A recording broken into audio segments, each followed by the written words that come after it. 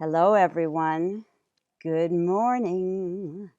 Oh, yay. All right. How incredibly exciting to be here in this way at the International Herb Symposium. Let me make sure my mail is turned off. I just realized yes, okay. I'm fully here with you then. So good morning from all over the place. How exciting. It's really an honor and delight to be with you. As the only thing I can't turn off is messages that come in. I thought I was going to get to see you. Let me see if I can do gallery view. Apparently that's not an option. Okay, all right, well then, I surrender. Today would have been my beloved father, Irving Richard Bennett, born Balcover, would have been his 91st birthday. And so it feels very tender to me to be having this conversation with you. And I wish it was a conversation. So I invite you to have a conversation with me, even though apparently you're not, well, you can speak through the chat, right? But I won't try to monitor that because that will be too distracting. Oh, forgive me. For those who've never met me, hello, I'm Robin Rose Bennett. And I've been a student and lover of herbs and herbal medicine for over 30 years now. And you can learn about me from going to my website, and all that info is in the bio because I just want to make the most use of our time. This topic is so near and dear to me, herbs to deepen intuitive wisdom. So I'll cover what I can. Let me come back to my dad in a moment. What I want to say at the outset is that, let me find this. Yes, okay. I want to say that, intuitive wisdom comes from the one love. And all you beautiful plant people know that, well, I think you do, that the herbs heal not only through constituents and properties, but this is a blue violet leaf, sweet blue violet, right, in the shape of the metaphorical heart, not the shape of our actual physical heart, right? But the plants do heal through love. And in terms of our intuitive wisdom, the more we can center ourselves in the one love, the deep love that unites all beings, whether they know it or not, the more access we have to our intuitive wisdom. So I'd like to take a moment to join us in Sacred Circle. For those who have come live with me, thank you so much because, even not seeing you, the energy of feeling that we're here together in a sacred circle, in a glade, in the forest, is helpful. And to those listening afterwards, welcome as well.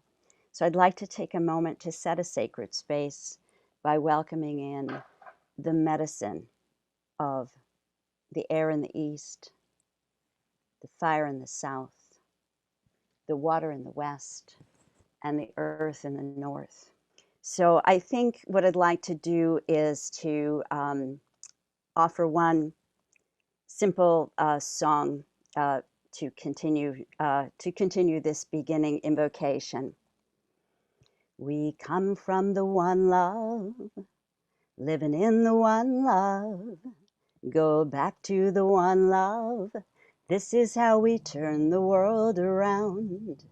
We come from the one love.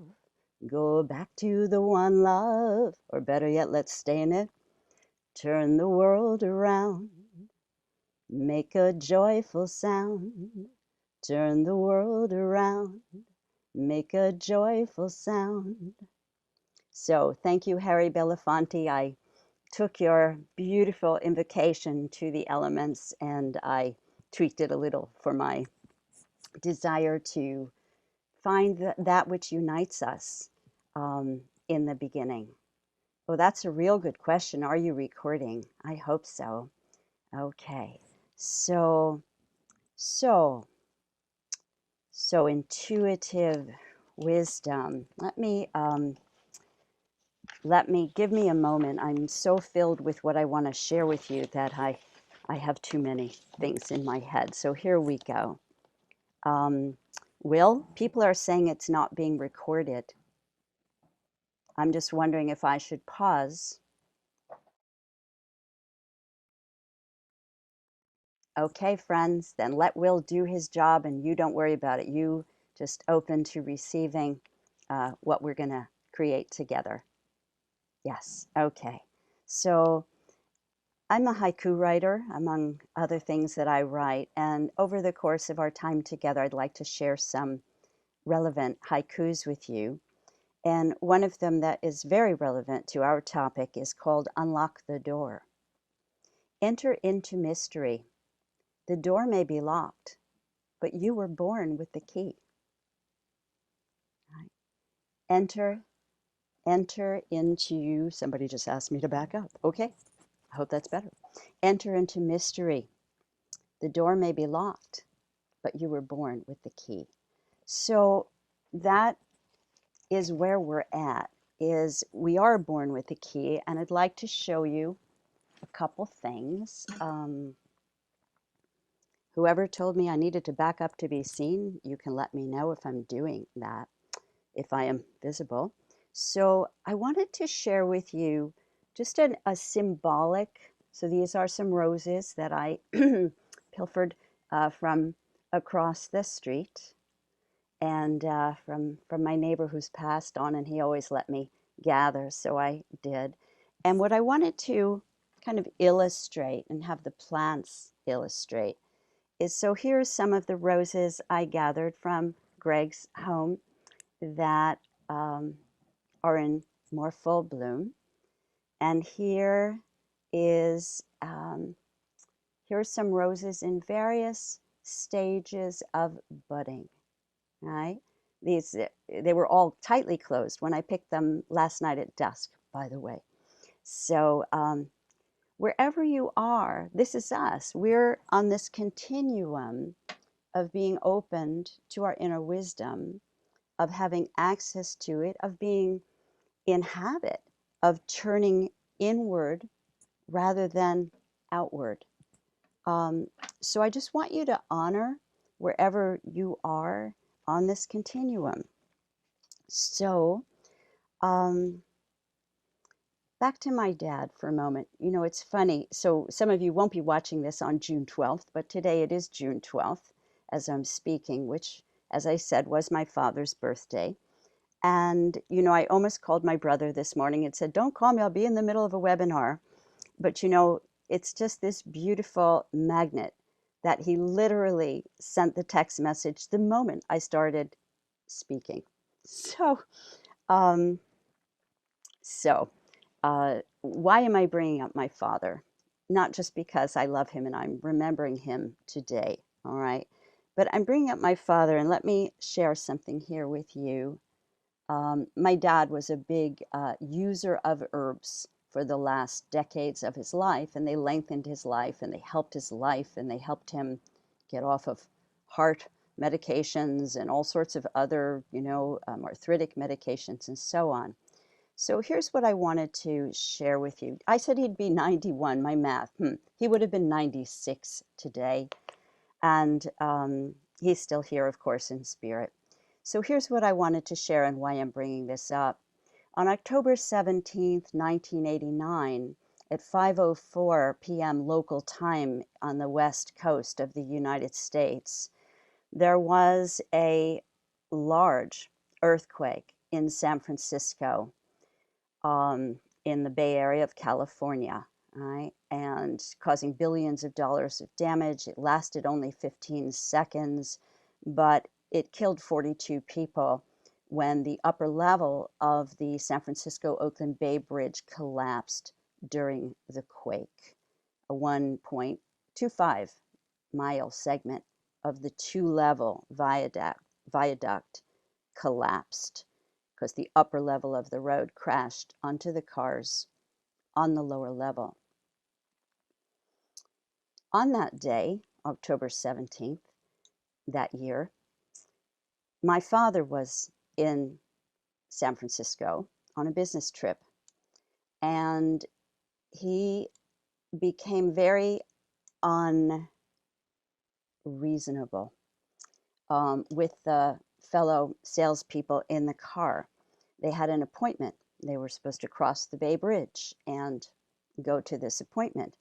And he kept making ridiculous, in retrospect, ridiculous demands that they stop and that they do this and they do that and they do this, and they were mad at him and they were yelling at him. This is what he told me later: Irving, what are you doing? You know, why are you going to insult our customer like this? And so on. And cut to the chase, they would have been on the upper level of the Bay Bridge when it collapsed. But because he held them up, not really knowing why he was being so ornery and unreasonable, they were not there. That was not the first time something like that happened for my father, but I like to think that his regular use of an herb like hawthorn that he was drinking for the health of his heart, and that gave, heart, so hawthorn can help us, obviously, to strengthen our hearts, to heal our hearts, to open our hearts. But also hawthorn has that incredible magic of the thorns, right? That teach us how to watch out for ourselves, that teach us how to claim our space, to protect ourselves. I mean, they said he was so stubborn, right? So some part of him knew, maybe the hawthorn helped him to know. So I wanted to say that not only because it seemed so relevant, being that I'm sharing with you on my father's birthday, and I wouldn't be here if not for him and my mother, of course. But what is intuitive wisdom? I think that intuition is when we know something. Sometimes we know what it is we know. In that case, he didn't know what he knew, but he did. I know that sounds a little convoluted, but there you go. But let's say, for the purposes of the rest of our talk today, that I'm defining intuition as when we know something, but we don't know how we know it. We don't know why we know it. It's simply there. It's a given. It's something that's come to us. I know you shouldn't trust that person, but they've given me no reason. I know it's not fair that I say that, and yet I know. So here's the second part, is wisdom. So intuition does not necessarily give us wisdom. It's a road to it. The wisdom part of deepening the intuition comes with experience. It comes with practice. So intuition requires attention. The discernment that brings true wisdom comes with time, practice, experience, dedication, devotion, reflecting upon, and I ask you to do this right now, reflecting upon, remember a time when you knew something and you did not listen. Maybe it was a small thing, maybe it was a big thing. The bigger it is, the harder it is for us to accept. I was traveling in Greece and I knew, well, here, let me give you a moment to find your memory, what you know. Sometime you didn't listen. It could be as simple as, you know, I knew I shouldn't go down that street, and now I'm stuck behind a car that broke down, and I was on my way to see someone I really wanted to see, right? That kind of thing. Or it could be something larger. I knew there was something wrong physically inside, and the doctor said I was fine, and I let it go for a year. Maybe I could have been working with herbs, taking care of myself and trusting myself, right? So small things, big things, but it's a part of life. Like all of life is a practice, is a engagement in how do we do this thing we call life. Um, so another little haiku for you: the secret of life Comes with the price of admission today. The secret of life. The secret is not hidden. It waves. I'm right here. Love. And the world cracks open. The more we're in a place of love, which is not always sweet and not always saying yes, certainly not, right? But the more we're in that place of the openness of mind and heart that love brings, the more we hear, the more we can trust. And back to my point, which I think I didn't finish. I think I'm a little overly excited to be here with you. So I'm going to ground again, and is to say that intuition is not like some lovely, fluffy extra, right? I never, these phrases we use, extra sensory perception. Well, who said it's extra? It comes with the package. It's not extra. It's a part of us that we're here to develop. So intuition is not some la-di-da, fluffy, whatever, whatever. It's this thing that could not only enhance your life all the time, but like in that story of my dad, it's something that can save your life, right? It's something that can save your life. So instinct also can save our lives. Intuition is a little different. Instinct is like a physical body knowing, right? Oop, lost a feather. Intuition is a more cultivated attentiveness, best when coupled with creating relationship of language with your body, which will be utterly unique to you. You and your body can find and craft a language of how your body speaks to you. This is a time to walk away. This is a time to come closer. This is a time to risk it. This is a time to, that kind of thing. All right. So I guess what I want to ask of you, so let's go back to you were remembering a time when you didn't listen. And if you still judge yourself harshly over that time, please cut yourself some slack. Please be compassionate. Give yourself permission to make mistakes. This is how we grow. This is how we learn.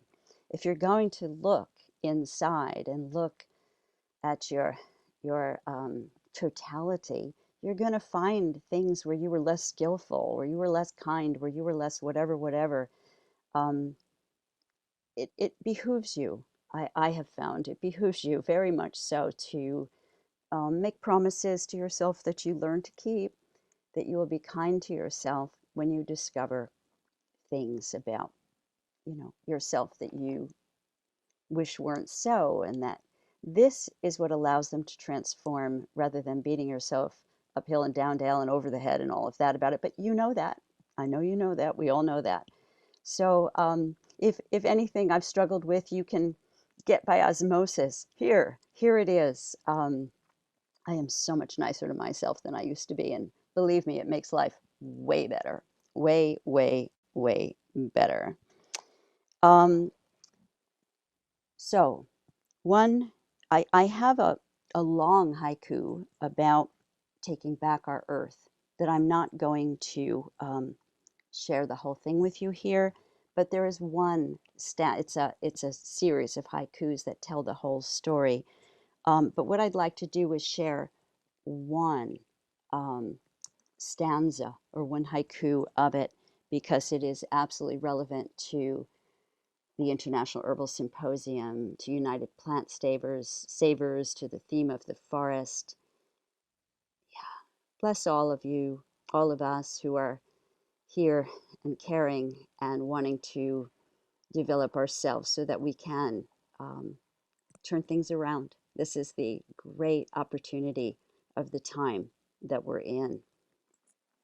So, our sons and daughters need us to listen to the trees and then to speak the truths we hear. Our sons and daughters need us to listen to the trees and then speak the truths we hear. I bring this in because, again, intuition, inner wisdom is marginalized. It's seen as something foolish or, lesser, and the time to not, we have to not be concerned or care at all about being foolish. Adele Dawson, herbalist who I met when she was already in her 80s, said, you know, the best protection, the way you're safest is let them think you're crazy. So let them think you're crazy. It's okay, really, it is. So listen to the trees and speak the truths you hear. So here we have, just going back a minute, reviewing the intuition, the inner wisdom, the intuitive access to the knowledge that comes from the one love is in all of us. We don't need to create this. It's already here. The wisdom develops from practicing it, from listening, from seeing where did I listen, where didn't I, what sent me on a good road and a less good road, so forth, so on, right? But all failure leads to success. So I have here a leaf from my beautiful, beautiful, beautiful, hundreds of years old oak that I go visit. I stand with my front or my back to this tree. This is a way to work with tree medicine to deepen your intuitive wisdom. I mean, the first and foremost thing to develop your intuition with plants is to be with them, right? We can be with them outside. We can be with them through the teas we drink. We can bathe in teas we make with them. We can anoint ourselves with oils. We can, waft smoke from the dried plants. All of nature is just waiting for us to ask them to help us to awaken, all of them. So back to my beautiful, beautiful oak, which is in the craziest setting, like this giant parking lot. And one day I looked and, oh, wow, this oak is, anyway, love this oak. And when I need this oak, of course, this oak is there. And one of the times that I asked this beautiful tree for a message to share with a class, the oak said, joy is medicine. Joy is medicine. The oak also said, we can help you be strong. Turn to us, ask us. So these are both really important messages. One, we're not alone, right? Whether it's the violet, so the violet that wants to help you soften and trust your heart's knowing, or the oak that says, you're going to survive this, right? When I lost my beloved partner in a very swift illness and passing, the oak said, Robin, everything lives and everything dies, and everything lives and everything dies, and everything lives and everything dies. And though that is clearly an obvious truth, it was so helpful. It is still helpful. I have just a week ago gone through a really heartrending loss. And I went to my oak and I cried. And, you know, there's a difference, and here's where plants are so brilliant. There's a difference between things being hard and things being wrong. So one of the things we want to do, or that I find so helpful to do with your work with your own intuition, with learning your own inner and physical language, is we need to get out of what we think we know, right? And so when my partner passed so quickly at such a young age, blah, blah, blah, blah, blah, so many people, oh, it's just wrong, it's just wrong, it's just wrong. Very easy to go there, so easy. But I want you to consider, to think about for yourself in this time when so much seems so wrong. so wrong. I'm not going to dwell there, right? Because we need to switch to a green economy. We need to care about our, you know. Uh, yes, let me not go there. Come back here. Um, because I just pulled myself out of the point I was making, but yes. If I'm battling with this should not be happening, this is wrong, I don't have my full capacity to find and create bridges to the solutions, right? Knowing something is hard is one thing, right? Loss is hard. Doesn't matter that we know they're here in spirit, right? It's still we miss the physical. We're physical beings, right? So what I want to suggest to you is that the plants know how to be with what is and to help us be with what is. And the more we can do this, including being with how we are, where we're fabulous, where we're stuck, where we're encouraged, where we're in despair, the more we can accept all of these parts, again, the more options we find, the more openings we find we have access to. And then everything is possible. Everything is possible, especially together, right? We are not going to heal this world and turn things around alone. We're not going to bring about, I call the time we're in, well, the energy of the time we're in, the evolutionary chaos of now. The evolutionary chaos of now. This helps me to not be solely focused on the chaos of now, but on the fact that it is evolutionary, that things have to fall apart for new, beautiful things to grow.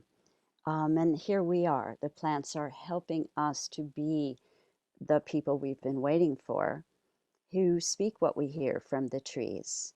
And, I think evolution sets us up to be a part of a huge growing or rising of consciousness, whatever, deepening, um, revolution. We're kind of still in a fight.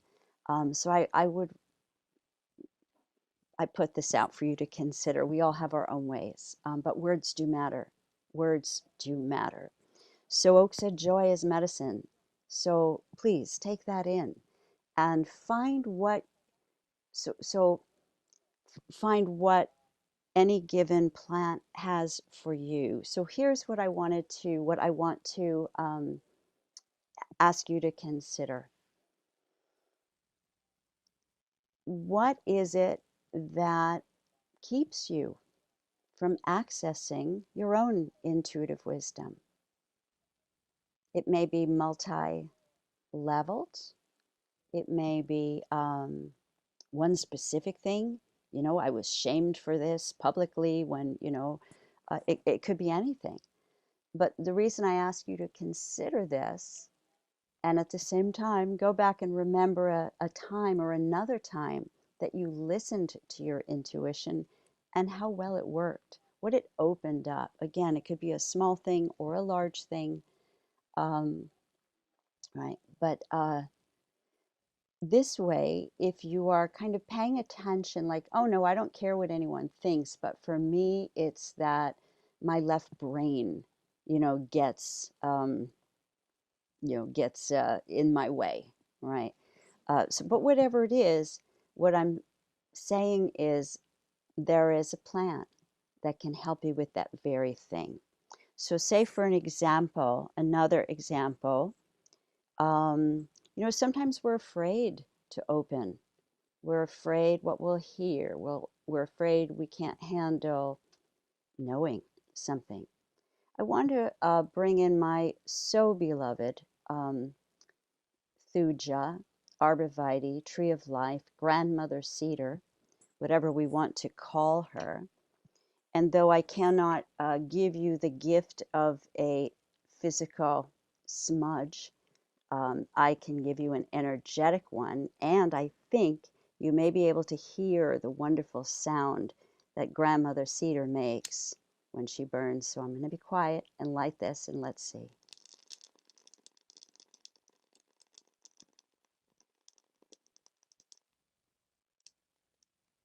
I hope you hear that wonderful crackle that the grandmother cedar makes.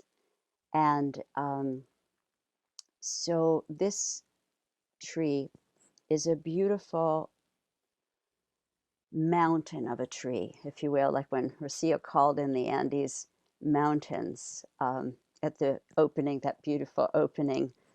So many things in the opening were beautiful. The invocation, the Thanksgiving, um, but she's a mountain of a tree. Um, in meditation. So one of the things you can do is burn the grandmother cedar and ask you, I love that, you're hearing it in Ontario, beautiful, I love Ontario. Um, you can ask grandmother cedar to help you feel safe enough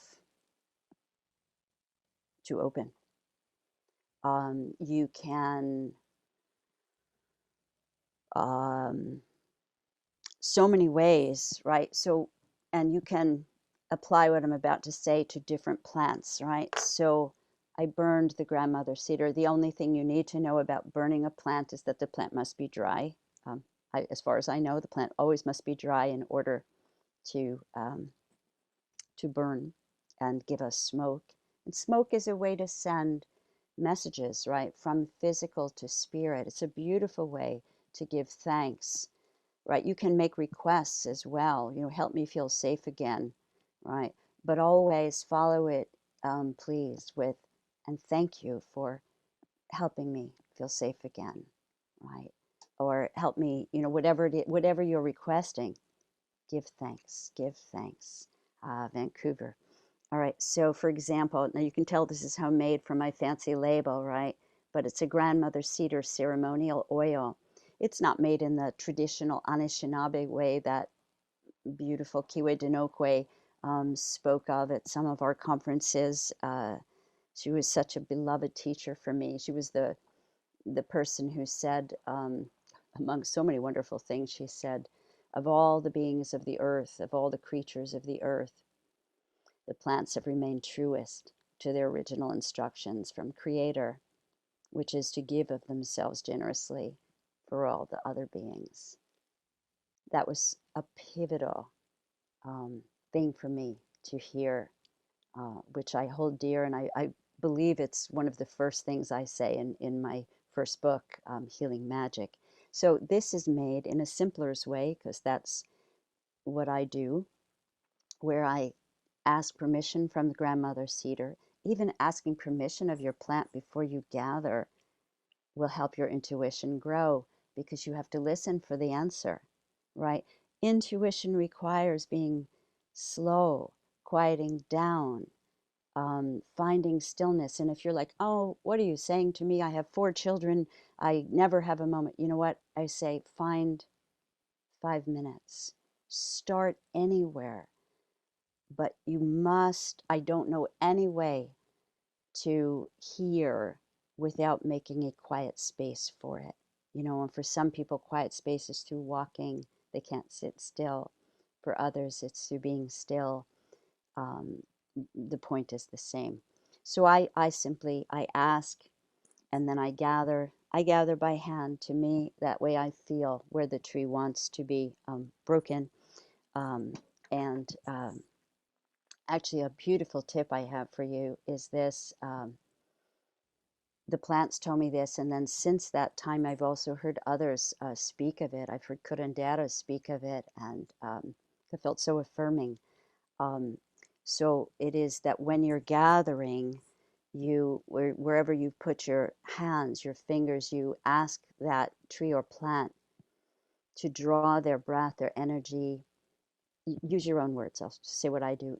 I ask them to inhale their energy below my fingers, because my fingers are where I'm going to,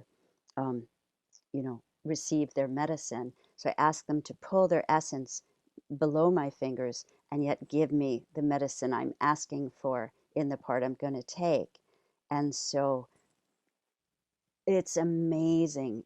Do try it. The difference in how the plant gives itself, the ease with which it comes is you can't miss it. Again, practice, practice.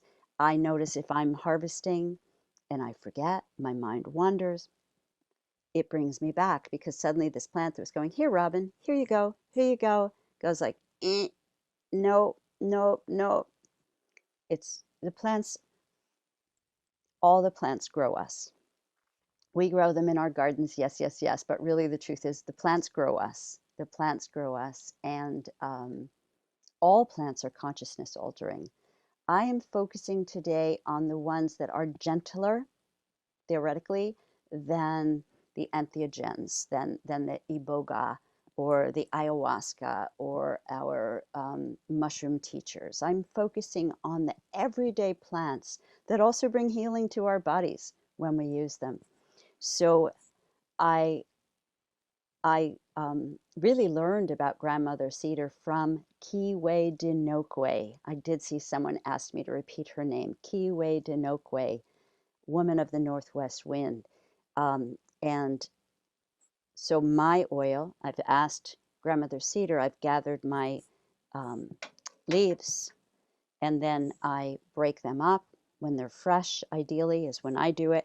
I cover them with olive oil. Don't wash them first and don't put them in a wet bottle, they'll just mold. Fill up the jar almost all the way, but fill it all the way with your beautiful olive oil. If you have a different preferred oil, go for it, but olive oil is really excellent for keeping that oil stable for a year sometimes. Um, Cap it and let it sit for at least a month before you use it. And you might want to sit it on a saucer because it will, sometimes the gases in the plant will cause it to leak over the sides of the bottle as it's steeping. So grandmother cedar, making a strong tea, putting it in a bath. I do not recommend drinking a tea of grandmother cedar. This is a powerful, this is a potent herb to be used in small quantities in my experience. Others may disagree because herbalists are famous for that. There's as many ways to use herbs as there are herbalists, I think, which is good because as Rosemary Gladstar once said at one of these conferences, or maybe it was another one, I'm not sure, but she said, you know, listen to all your teachers until you're so confused, you finally decide you're going to make it your own. And Rosemary, I'm paraphrasing you, but it was hysterically funny. You know, you're going to make it your own and learn how it works for you. But all of it is a process, and we're all always, always, always learning. Um, so I use the Tsuga in tincture form, well, Tsuga or Thuja. I'm talking about Thuja. I think Tsuga is a slightly different tree, right? The hemlock. But when I am using grandmother, thank you for saying that. When I use grandmother cedar internally, I do use it in a tincture form as well in small doses. So oil for anointing, what Kiwe Dinokwe said was the traditional use was to anoint, one of the traditional uses was to anoint the life spot right here with the grandmother cedar. Um, again, a plant to help you be in divine alignment. And many of our favorite place up at where the International is held when we're in person in Wheaton, Mass, is this beautiful double line of grandmother cedars that one can walk through. I always would visit that place when I'd go to the conference live. So oak, stability, endurance, strength. Also, oak is, yes, I do spiral around. Oak is a doorway, right? It's a very classic doorway into interior realms. Doer is the Celtic, maybe I'm mispronouncing it, but it's a doorway. So oak can help you. How? Again, in a bath, standing with the tree, drinking some oak bark. I did that yesterday. I've been, drinking herbs, preparing to get kind of in the place of intuitive wisdom to share with you today. And yeah, so those are some options. One thing about working with tree medicine I want to share with you, it's a fairly new um, learning for me, a new practice, and I've shared it with students who've come back to me to say it's been very meaningful to them to help them hear. And when I say hear, I'm going to come to the practice in a second, but I just want to clarify that when I say here, I don't necessarily mean here only. I mean, I really ought to have looked at the notes that I carefully made for today, where I was going to, at the beginning, kind of outline the very basic principles I was coming from, but I didn't do that. I didn't look at them. So um, what I would have said at the beginning is that it's not only like visualizing that your intuition comes to you in an image, right? So intuition again is as unique as any of us is, and so you might feel things, get a feeling sense. I'm often that person. You might hear things. You might see. You might kinesthetically, right? Kinesthetically get your messages, and or I've been scolded by spirit who said, you don't always have to look inside, look outside. We'll send you signs. You don't have to work so hard. So you may also, your intuition may be prompted from things you see outside that appear, magically, synchronistically, just when you're asking something appears to answer your question. Okay. So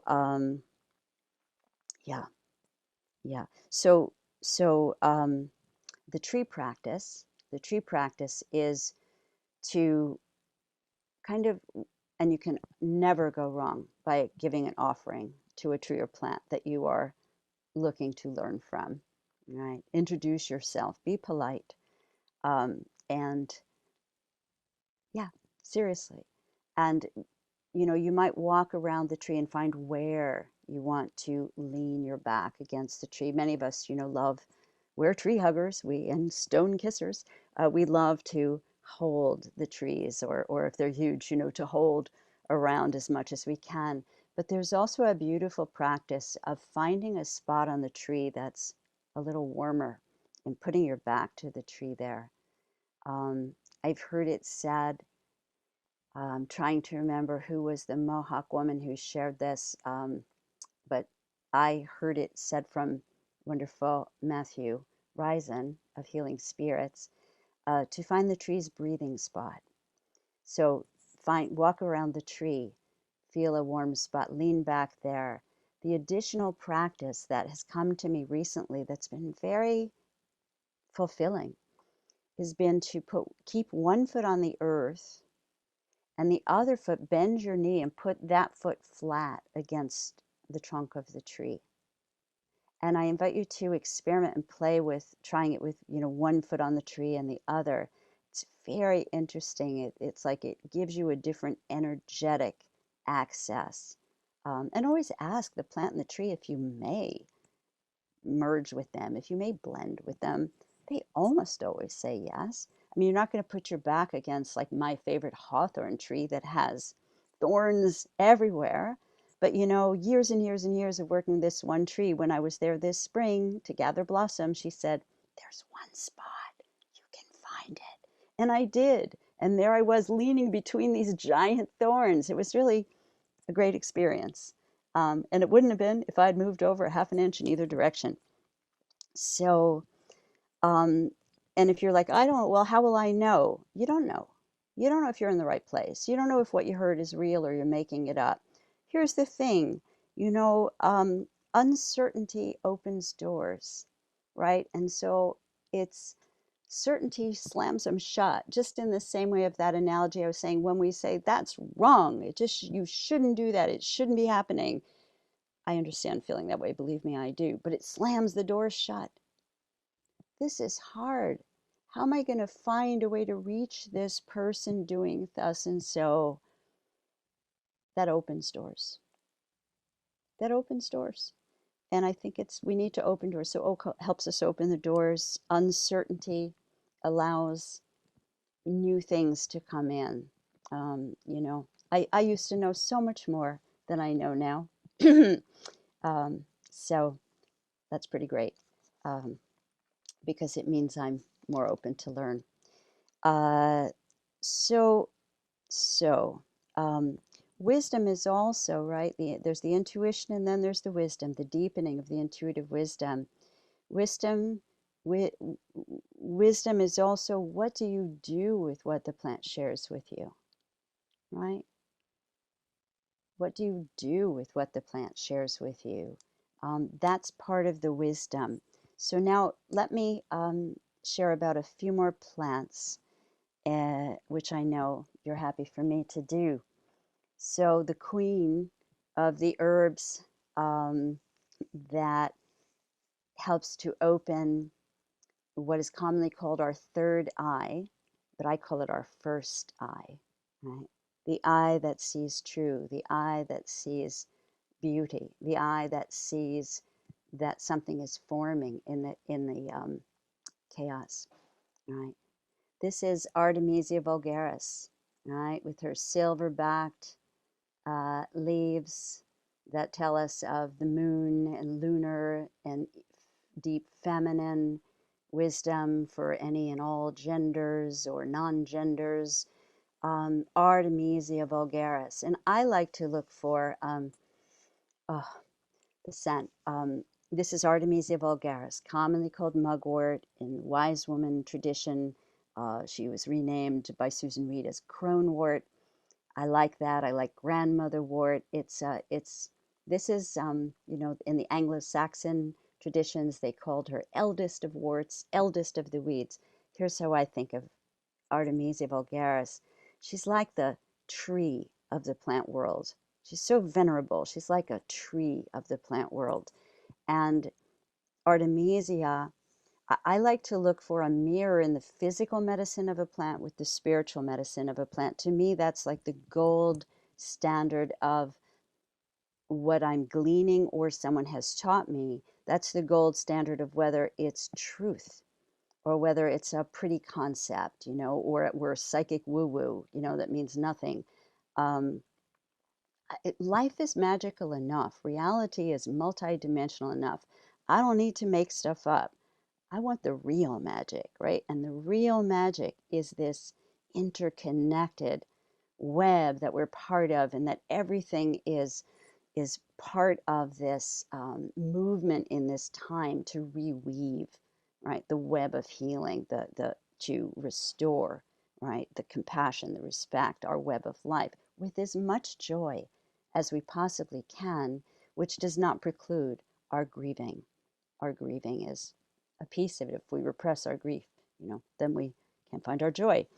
But joy is large enough, true joy is large enough to hold it all.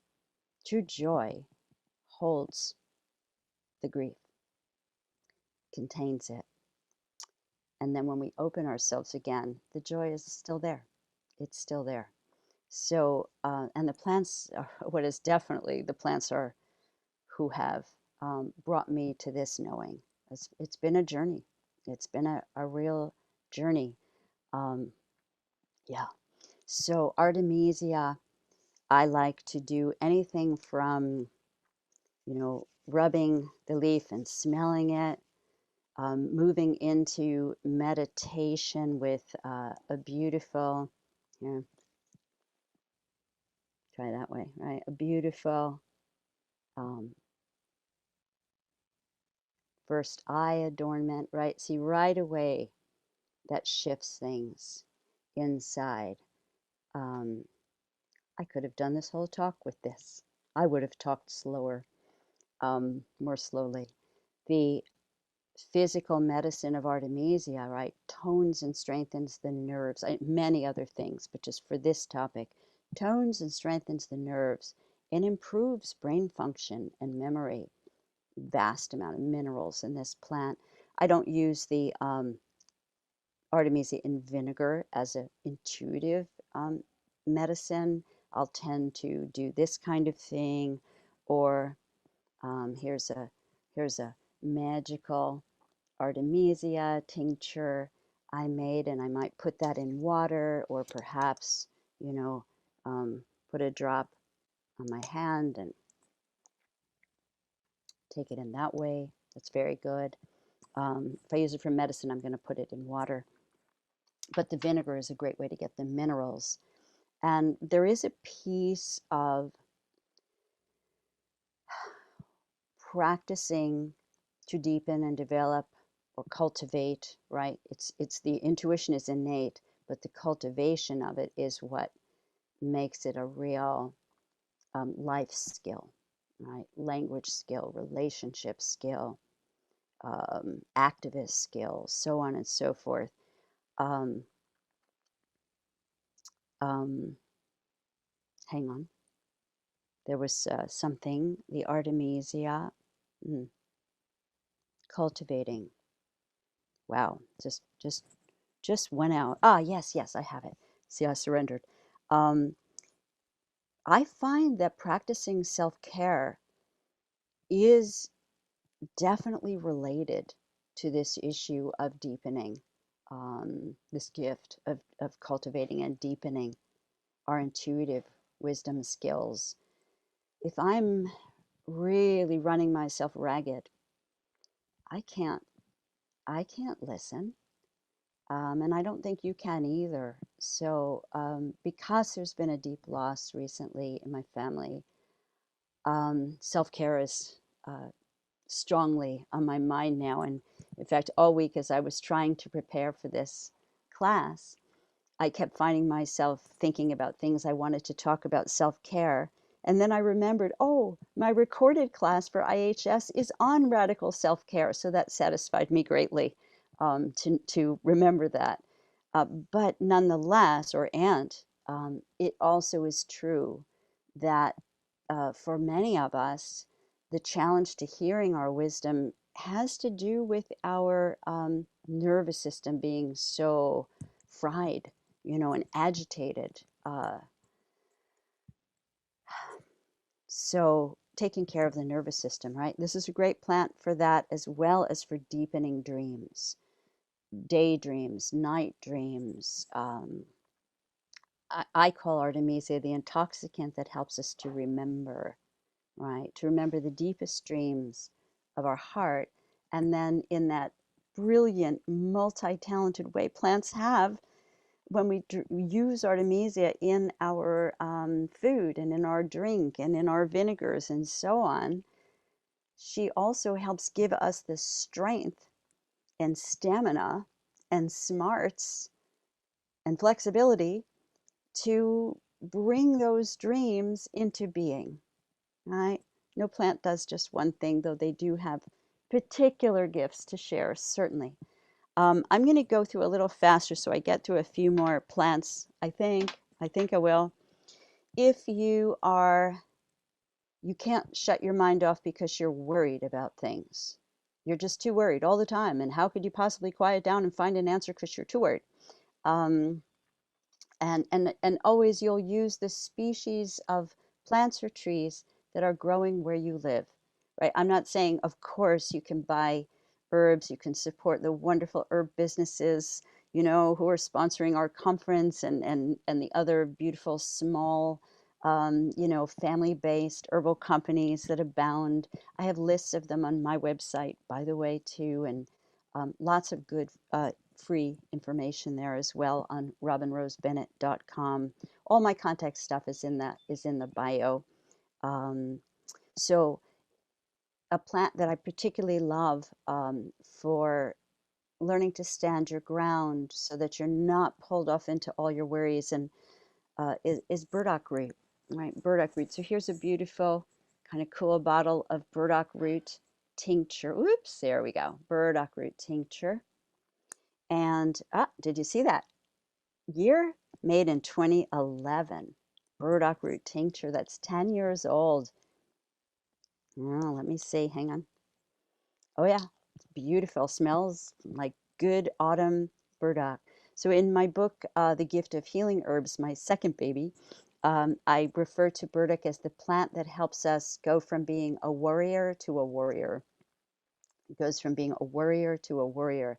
I'd like to update that because I am seeking to eliminate all military metaphors in my language. So I no longer use the word warrior, as honorable as it is, and I do understand, the way of the peaceful warrior and all of that, truly. And I suggest guardian. Everywhere I see that I've used the word warrior and others use the word guardian works beautifully. It has a different connotation. So I offer that to you. So burdock. Burdock is a wonderful grounding guardian. Um, and maybe it's even like you've had an intuition about something, and everybody that loves you or, that you love is telling you, don't do that, or you're wrong, or that's too risky, or whatever, right? Maybe burdock can be one that will help you stand with that deep root, that will help you stand your ground, right? I don't know why this is a good idea. I know it sounds crazy. I'm doing it. Support me if you can. If you can't, could you just be quiet, or your version of that. It's amazing how people always know what's better for you than you do, right? Even if their own lives are a mess. So, if you don't have a sense of humor, you're sunk. Get a sense of humor. What plant helps us with that? Well, that would probably be our mushrooms. But here we go. Ginkgo. Ginkgo biloba. Ginkgo biloba, come to me. Ginkgo biloba. Ginkgo biloba leaves I picked from my trees today. Look at those deep, deep lobes in that one. This is such, the oldest flowering tree on the earth, right? Ginkgo biloba is evolving just as we are. So many years ago, many, many years ago, in Central Park in New York City, where I lived for my first 10 years as an herbalist, New York Magazine back then said, the Green Witch of New York, and that label kind of stuck, even though I haven't lived in New York in decades. People still say that, which is kind of fun. Um, Older still than the ginkgo, I'm coming back, but older still than the ginkgo is our beautiful pine. This is a white pine from my white pine tree.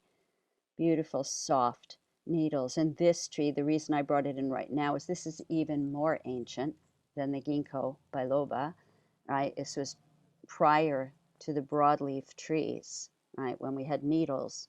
I don't know if what I'm about to say is true, scientifically, but when I look at the ginkgo leaves, and especially when I touch them, when I run my finger or nail over them, it feels like a bunch of joined needles.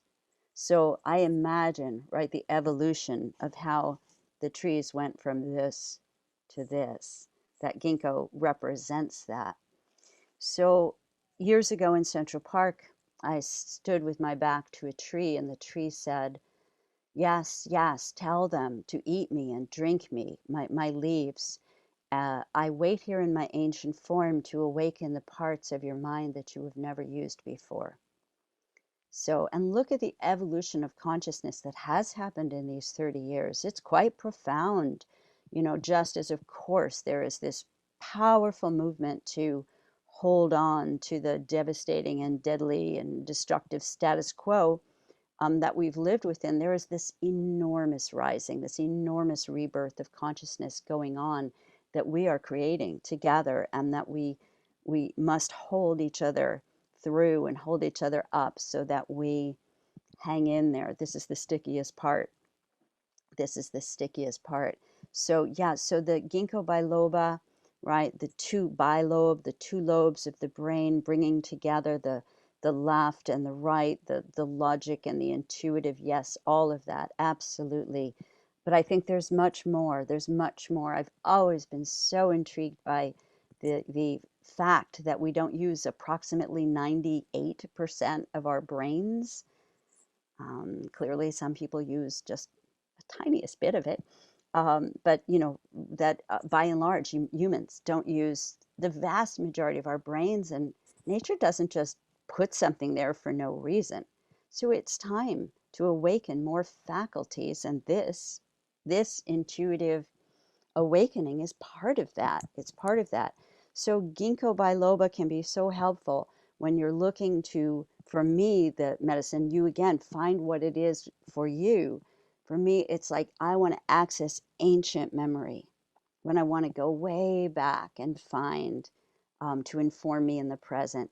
Ginkgo is my herb of choice. I also love ginkgo for sacred ancestor work, right? On Samhain, and when the veils are at their thinnest, right? On secularly known as Halloween, I will typically put ginkgo biloba into the infusion, right? To help open the doors for the ancestors to come through.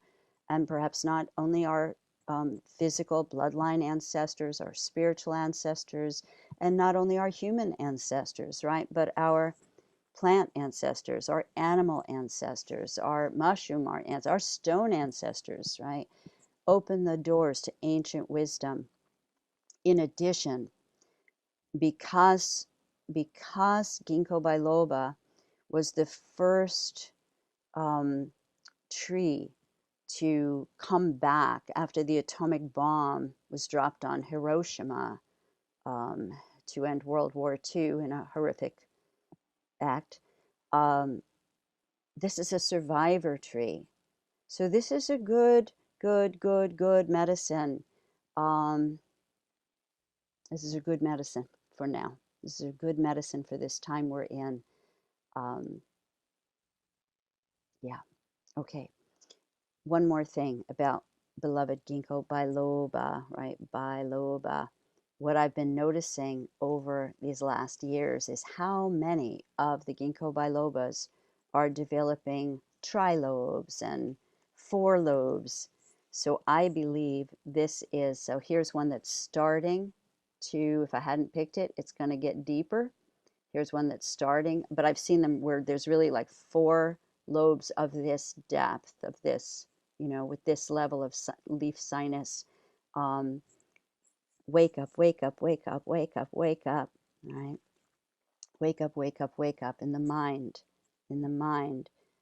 There was something I heard recently that was a scientific clinical test. I don't recall if it was some study through the NIH, but it was some august, agency such as this. And the cutting to the chase, um, an opera singer was singing an aria, and they were testing to see what parts of her brain lit up when she sang the aria. And then and some parts did, right? Let's make up a number, say it was 2 or 3. And they were able to map this, right, through the wonders of technology that have us together here in the magic Zoom portal. But then they had her imagine singing the aria, and her entire brain lit up. Her entire brain lit up. I'll just leave you with that. No comment. All right, one comment. Our minds are powerful, powerful. And what we create in our minds with clear hearts from love absolutely can influence and shift and transform our lives and the world around us. Pine, white pine, beautiful, ancient, hundreds of millions of years old. Pine is, well, to the native people of the Northeast where I live, the Northeast US, I live in New Jersey with a protected state forest at my back door, which is such a blessing, and a little neighborhood in the front. I feel like it's a good place, right on like the gate to bring the people to the wilderness and the wilderness to the people.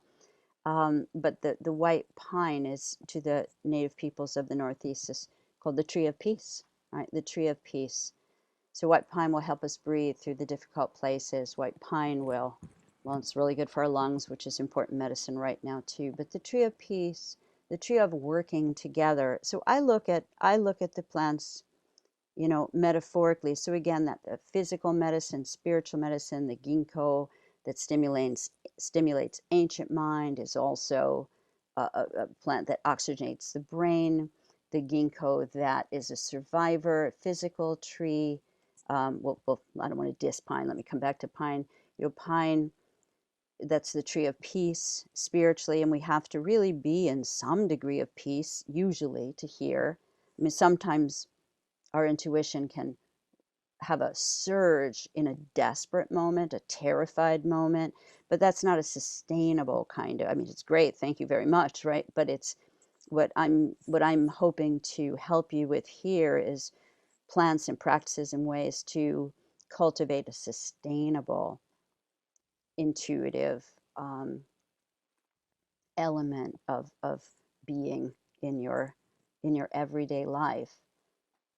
Because it also is another way to stay connected to the reality of spirit and the reality of air, fire, water, earth, the reality of our guardians and our angels and our plant teachers, our healers, the plants, the trees, the forest, to stay connected to that always, always, throughout all of the dramas of the day, all of the dramas and melodramas of the day, that we can hold this peaceful place with the help of a plant like white pine.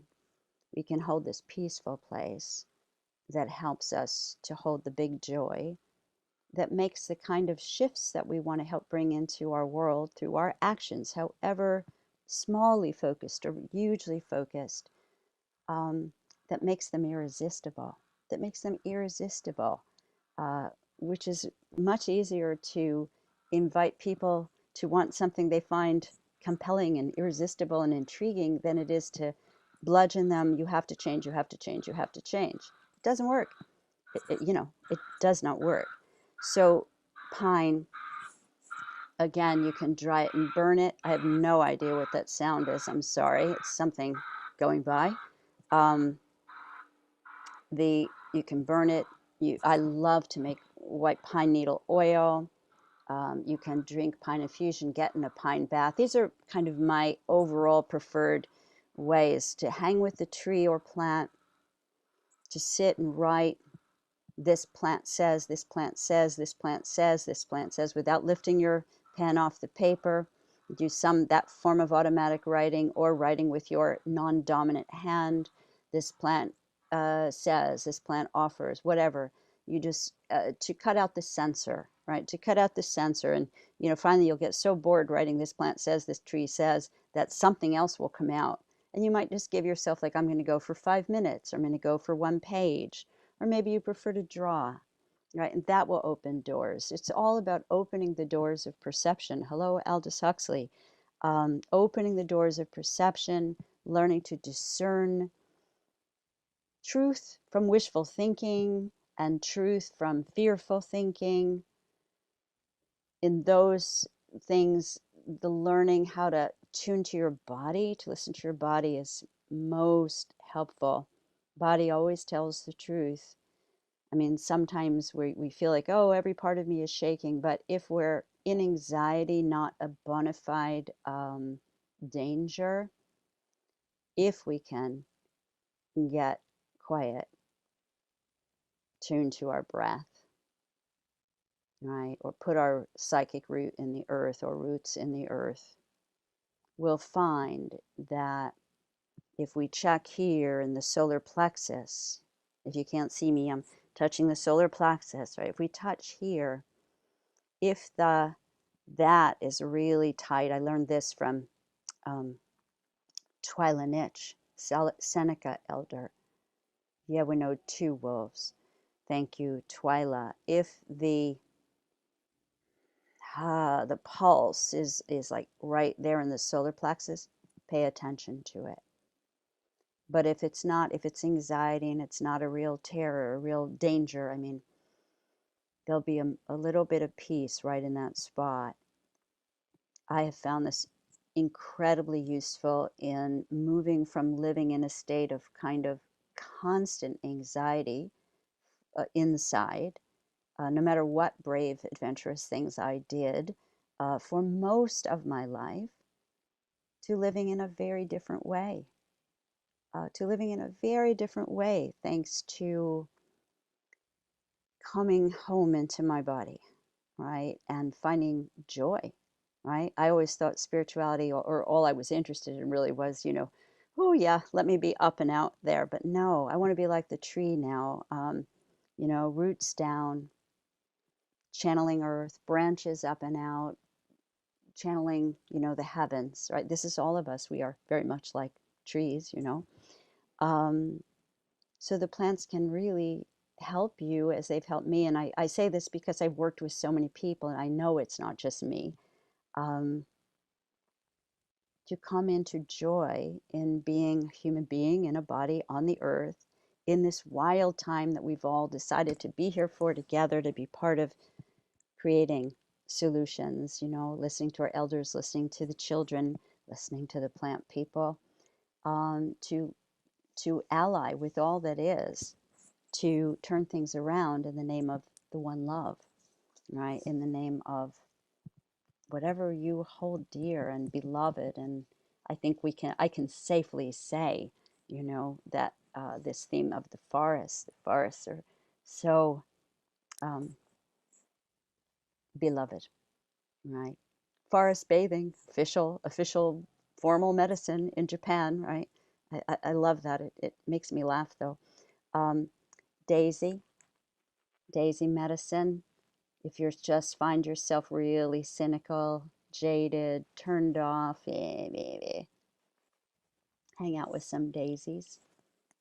They will help that mm, delight to rebloom, as does plantain, plantago, magus, or lanceolata, but beautiful, simple, everywhere under your feet. Plantain, that's her hidden secret medicine. She awakens your openness to life again and again. Let me just say it, physical medicine. Where's the physical mirror of this? Spiritual medicine. Physically, I have used plantain more than a couple of times to help infants who were not doing well and who were diagnosed as failure to thrive. Plantain has helped them every time to come back, to begin gaining weight and so on. So what is a shutting down of the heart and mind to the possibilities of life that you can shift, that I can shift, that we can help turn things around, right? That's a failure to thrive. And it becomes, of course, a self-fulfilling prophecy. So there's that spirit medicine. So when I take in my plantain in my salad or in my tincture, or if you're doing it as a ritual, right? Because sometimes with deepening intuitive wisdom, you're doing it as a ritual so that it becomes threaded through every moment of life. Um, then you might use it in a little bit of a different way. Or you might stand outside and put your feet on a couple of plantain plants and say, fill me with new sense of the possible, right?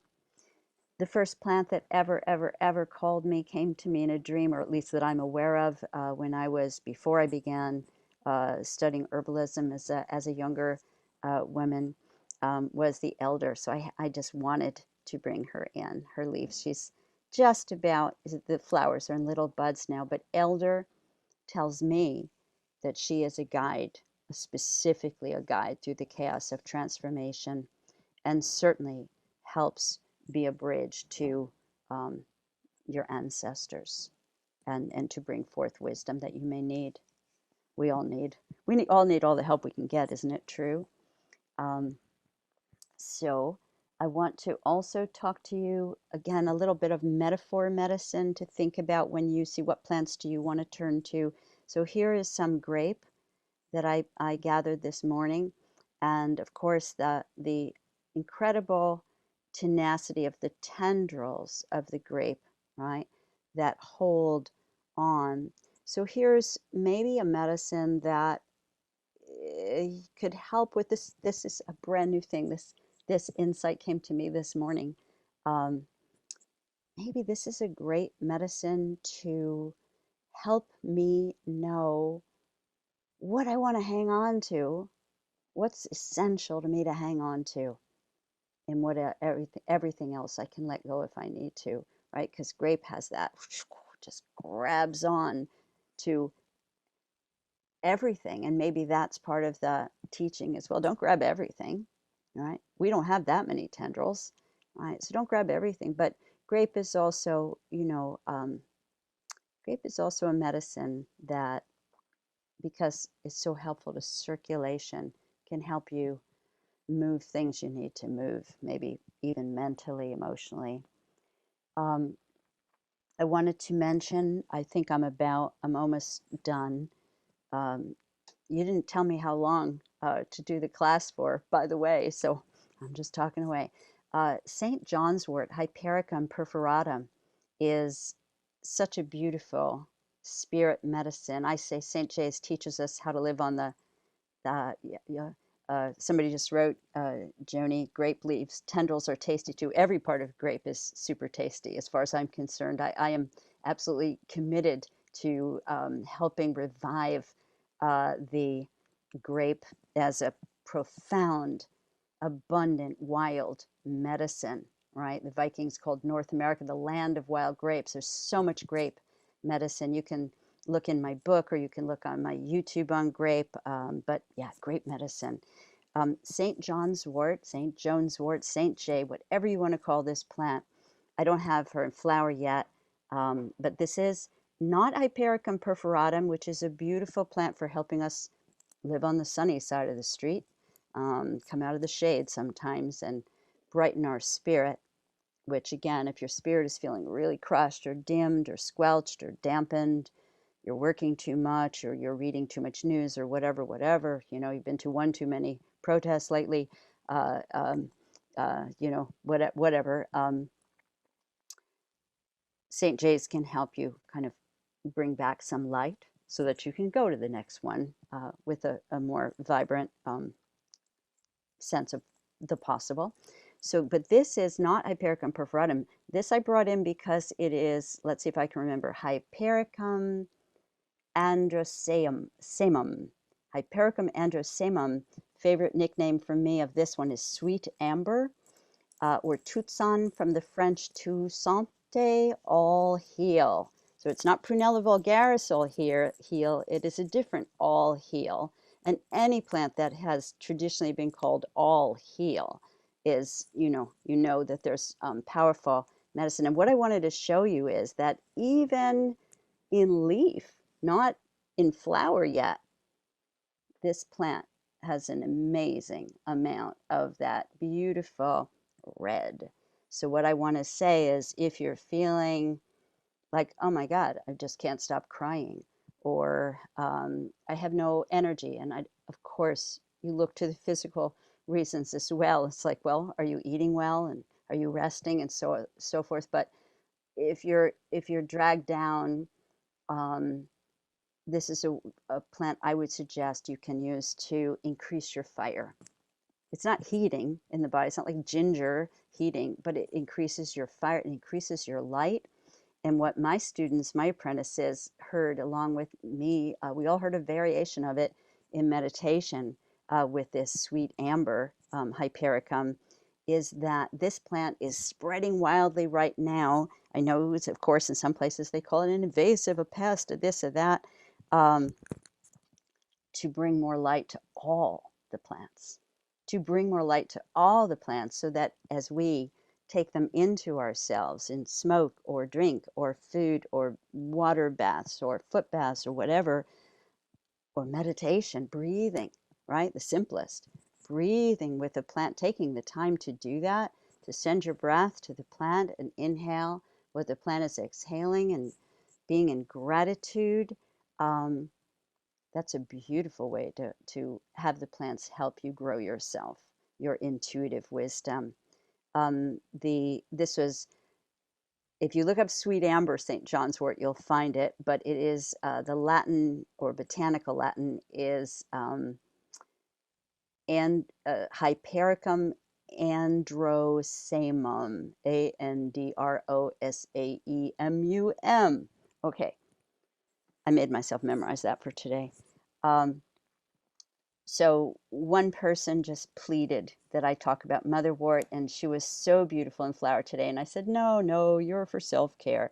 So, but because you asked, I am going to, I think, conclude with Leonoris cardiaca, the lion-hearted one, the lion-hearted one. Such a vital ally.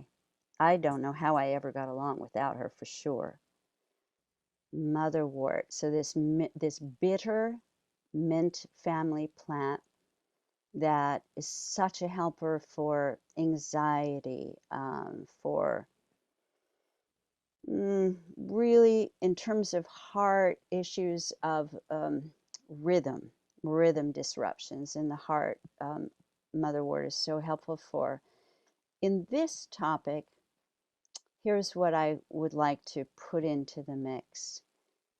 One of the ways that I used to shut down more was by being so resentful of what I considered the unnecessary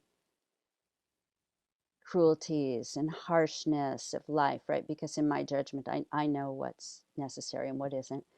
I just turn off so much. So I began to nibble motherwort leaves because they're so bitter. And just as motherwort helps digestion, even though it's not typically written up that way, motherwort helps digestion as a powerful bitter mint. Ritually, I like to turn to motherwort to help me. She has helped me greatly, still in progress, to learn to assimilate and digest the bitter aspects of life, right? Both the necessary, what I see, as the inevitable necessary, like death and loss. This is built in, right? And the unnecessary. But even just start with the necessary, with the part of the life cycle, the winter that turns to spring, the death that leads to rebirth. This can be a bitter part of life for us, right? We lose loved ones. It's hard. Or, we get sick or they get sick, right? Bitter parts of life that always grow us. Always, if we let them. So this is motherwort medicine, right? These are the things that grow our compassion. These are the things that help us remember we're all in it together, to take care, to take care of one another. So that's what I'll say about motherwort medicine. Okay, so I think I'm going to, let's see, let me see, maybe a haiku, faith. Planting seeds in the garden, evidence of faith in a delicious future. I think that might be a lovely place to end. I had a long list of plants I didn't get to, but I did cover a lot of them. The roses in the beginning, like the hawthorn, bring that medicine of opening the heart, and having the thorns to help us know what to say yes to and what to say no to. So in conclusion, just take a moment to let's breathe together.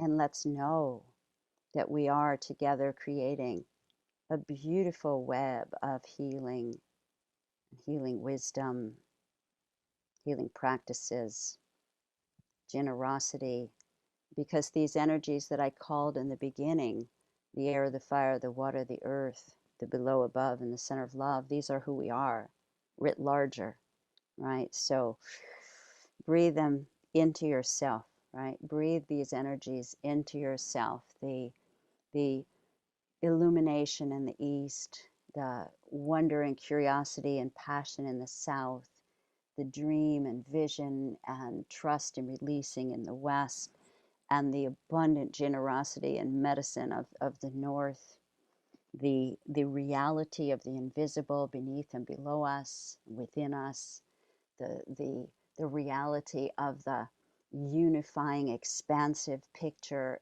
when we look from the cosmic perspective from above, and remembering that we also come from the stars. We come from the earth and we come from the stars. Elder told me she comes from the earth and the stars too. And then centering back in wherever that center is for you. Um, you know, here's what I'd like to put in to our circle. The center you hold is utterly unique. The center of the circle is where the uniqueness that each one of us is meets in the oneness of all of us together. Yeah? So when you are doing your practices, breathe the center of oneness to feed the center of uniqueness that you are, and know that everything you do from your unique center, right, feeds the oneness as only you can, and we're all needed. So our love and gratitude to the powers that be that joined us together in the beautiful circle in our perhaps imagined forest glade. Our thanks to center, above, below, earth, water, fire, and air. And I'm just going to sing us out with a chant that I wrote, and Will, you can cut it off whenever you're ready, all right?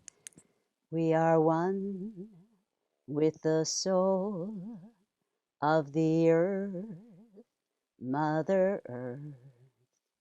We are one with the soul of the earth, Mother Earth. So much love to all of you. Strength, hang in there. We are one with the soul of the earth, Mother Earth. Green blessings, much love. And Will, I hope that the chat will be available with the recording, because I would love to hear what people were saying or asking. And enjoy this conference. It is mind-bogglingly rich. I am very excited to take classes and watch movies and learn. So thank you so much for all of the organizers and for the generosity of keeping everything available for so many months for us, and for your hard work, Kelsey and Kristen and Will and Susan, all the organizers. So here's to blessings to you and to United Plant Savers and all of the plants, trees, all of the beings. Blessed be.